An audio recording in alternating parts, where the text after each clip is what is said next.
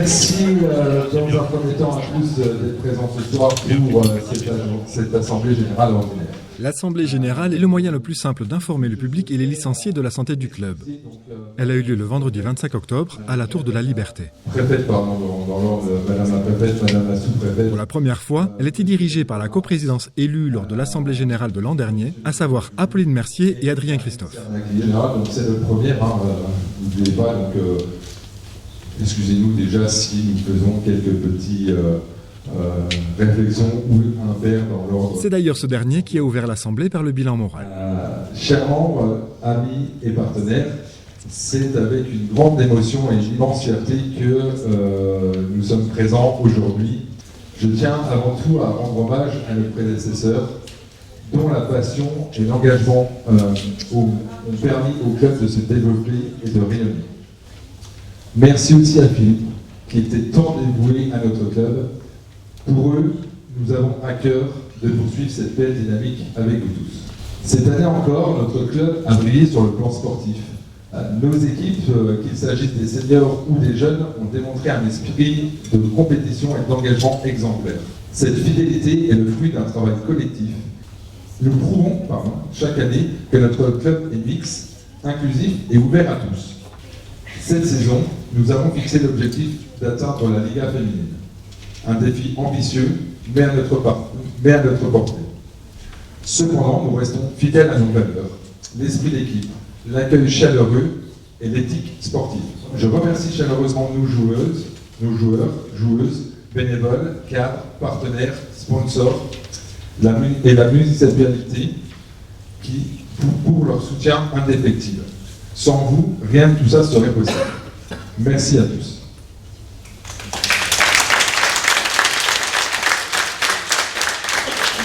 Malgré une différence notable du bilan financier par rapport à l'année précédente, le club, dans sa globalité, reste dans une situation honorable et encourageante. Donc pour la saison 2023-2024, on a enregistré un total de 805 484 € de charges, ce qui représente une baisse de 15 055 par rapport à la saison précédente.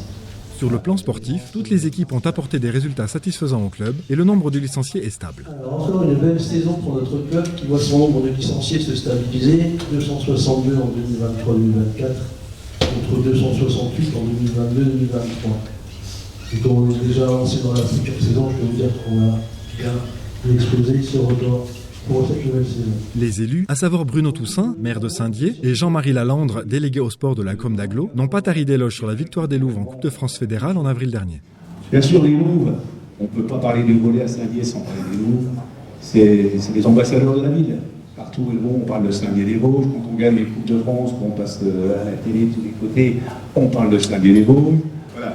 C'est grâce à elle aussi qu'on parle beaucoup de notre ville.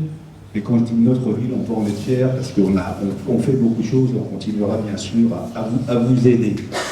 Ils ont aussi réaffirmé le soutien des diverses institutions au club. Et malgré les mauvaises nouvelles qu'on a au niveau des administrations, des communes, des collectivités, je me suis engagé à maintenir à 100 000 € donc la subvention de la ville de Saint-Dié-des-Vosges. Comme je dis, on est une des seules collectivités en France à ne pas avoir baissé les subventions.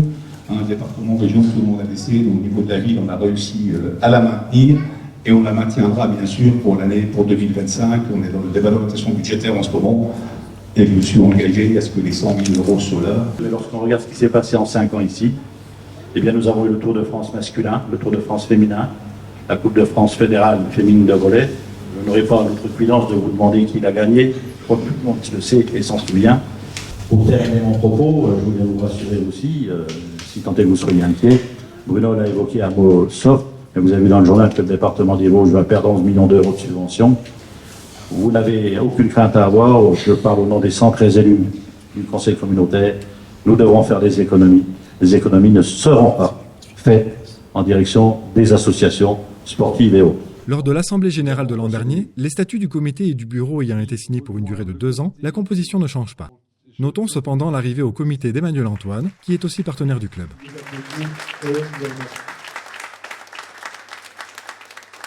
La soirée ne s'est pas achevée là-dessus. Violaine Zusicazo, à la vice-présidence du club depuis 20 ans, s'est vue remettre la médaille de bronze de la jeunesse, des sports et de l'engagement associatif des mains du maire Bruno Toussaint.